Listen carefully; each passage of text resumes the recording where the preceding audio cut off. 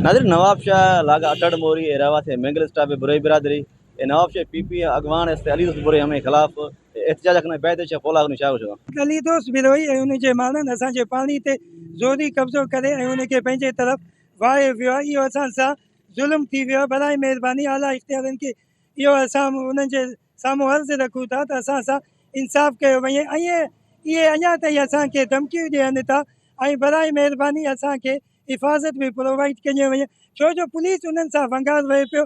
बराए महिरबानी आला अमलदार इन शइ जो नोटिस वठनि ऐं असां सां इंसाफ़ कयो वञे। साईं मैं अर्ज़ मैं आप जगह कब्जा करा हाजी अली दोस्त बिरोई आप मैं जोरी बेगैर कानूनी वह आई मोहताल बाय जेते लड़ा हाजिरे बनी हमना थे बनी मां बचा को बरू ये न तुम्हारा दिखां दे दे हम ता दे पर मां बनी लेका तैयारू मैं को दोषी सज 6 कलाक में का फायरिंग गले हा पच मोबाइल पुलिस गोनो 4 हमरा मैं वा को जो खबर ने बको का ते थानो रो पुरसू खबर ने मैं कहंदे हमरा मैं वा अኛ हमारा धमकी मिलो मौत मार धमकी जे कने को प्रेस कर बे कने को हड़ताल कने मां शे बचा त बंदू आगे मारा इंसाफ कपी सदर आसदारी को मैं फरियां वया हिदायत के मैं जाना चले साढ़े सही ना मुनाजर हो रहे इस तो देर टे बसनो तकरीबन 10-15 बंदा बसनो यकी फायरिंग अल्लाह तकरीबन पुलिस ना लोटी अमोन के नन तो नाजायज ये बाजुल में ना बच्चा आनन पुलिस बसने त माना खस भी पटा पेश तपक अमोन कर नन तो जायजी मरे अयो तो जालिम ना कुछ कंडीशन रखो।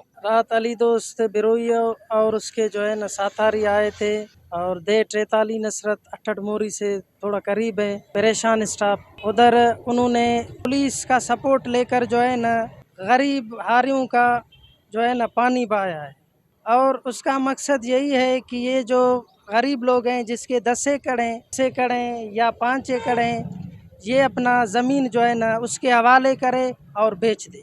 उसका असल मेन मकसद यही है। आला हुकाम से ये इल्तजा करते हैं कि हमें सपोर्ट करें। हम पढ़े लिखे हैं, सारे पढ़े लिखे हैं, डॉक्टर्स भी हैं, इंजीनियर्स भी हैं। हम गुजारिश करते हैं कि हमारी मदद की जाए।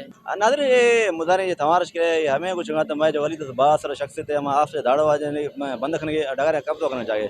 कैमरा टीम में हमरा या इमदाद मुगरी वश न्यूज़ नवाब शाह।